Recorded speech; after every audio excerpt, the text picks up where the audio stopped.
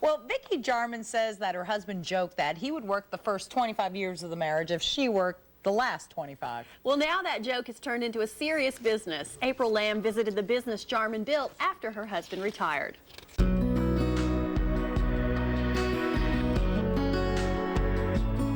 I guess the first time I noticed stained glass was probably in a church, and it just seemed so unreal that someone could make something like that.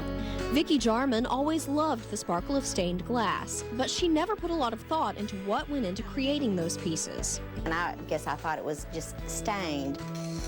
You don't really think about each piece being hand-cut and all the lengthy process that goes along with that. Vicki's perception of stained glass changed when she saw a demonstration at a craft fair. I said, Philip, that's exactly what I want to do. And that year for Christmas, he found me a class to take and bought me all my tools, and that was like 30 years ago, so I've been doing it ever since.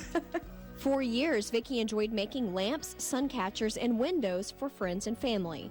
But 4 years ago, she decided to rent this space and open her own studio. I can remember my very first stained glass sale was like over $200, and I thought, oh my gosh, this was great. So I was all enthused over it. But you know, you never know with a new business how it's going to turn out. But it's been very, very good, and it's just grown every year. Vicki's staff has grown to include 6 people, including her husband.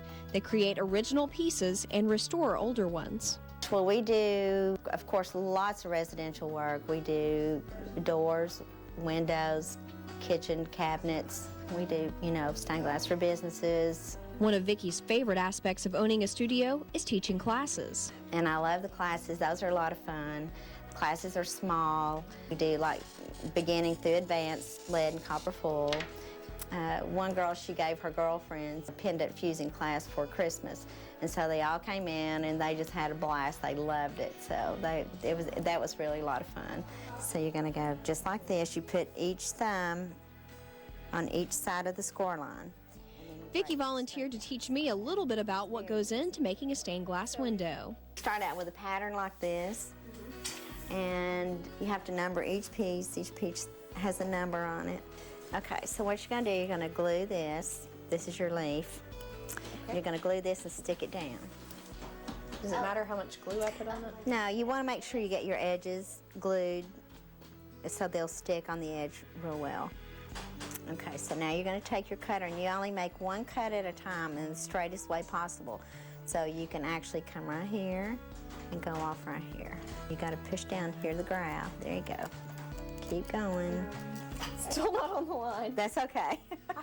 I had this problem with coloring too. Very nice. Beautiful. Of course, cutting the glass is just the beginning. You still have to solder all those pieces together. And put your solder right here on your solder joint, and you're just going straight down and straight up.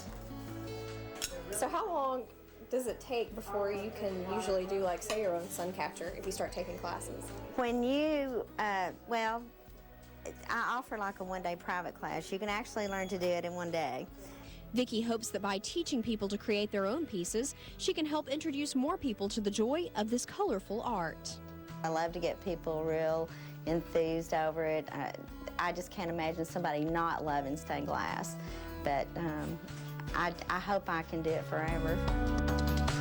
So beautiful. Fountain City Stained Glass will be a featured exhibitor at the Dogwood Arts Festival Home and Garden Show. You can find a link to their website on the style page at WBIR.com. Michelle? Maria, thanks a lot. You know, good safety practices like washing